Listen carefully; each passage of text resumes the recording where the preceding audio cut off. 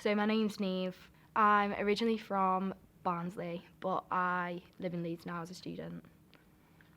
I'm 19, and I can't stand balloons. I can't stand to be near them. I've never been a fan of like loud noise and stuff, but I don't like fireworks. Somebody could drop something on the floor and like the smack of the floor. I don't like the unexpectedness of things. I don't like having to feel like I need to prepare for something. I don't like the adrenaline that it sets off. Like this sort, I feel like every time I hear like a loud bang, it sort of sets off like a flight response, like such an adrenaline rush, and I sometimes don't know what to do with it.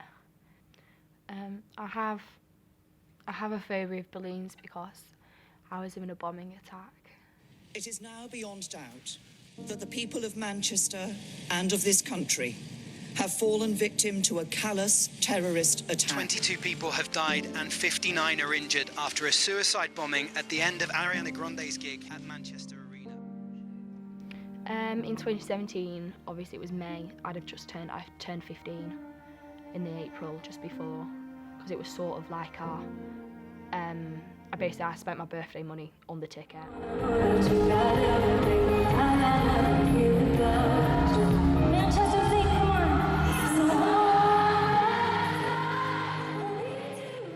After the last song went on, everybody was sort of like lining on the stairs, ready to go out the exits, and then it went off.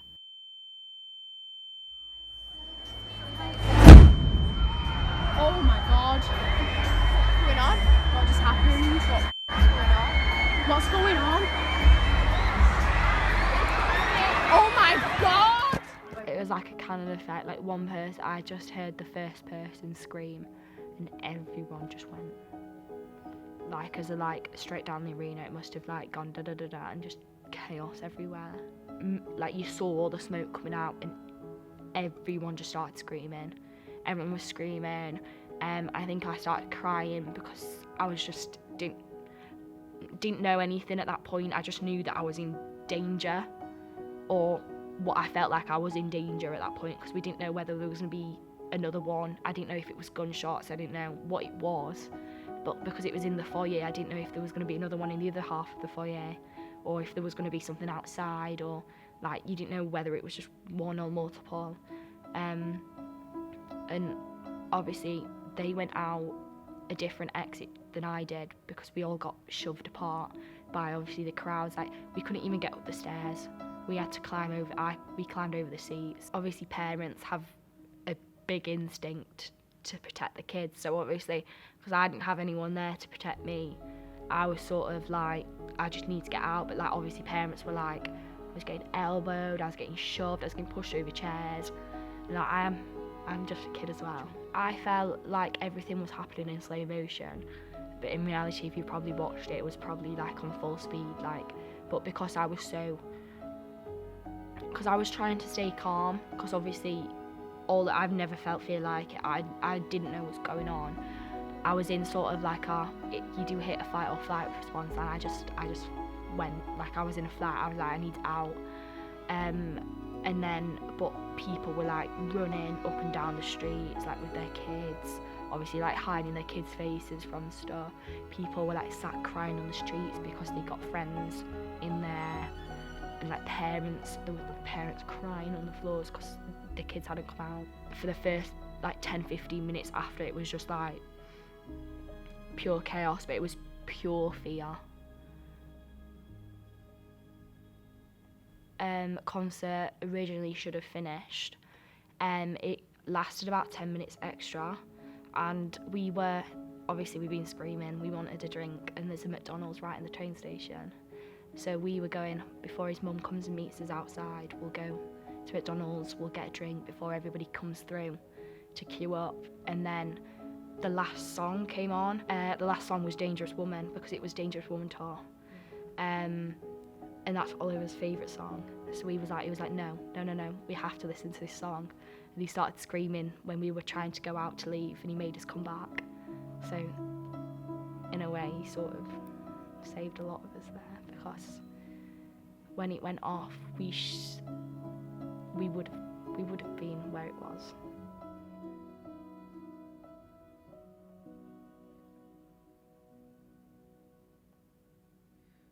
My mum had got my dad up.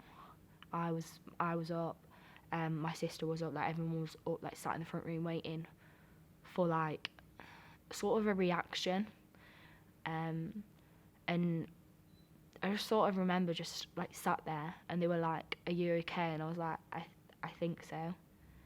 But how much do you tell people how you feel?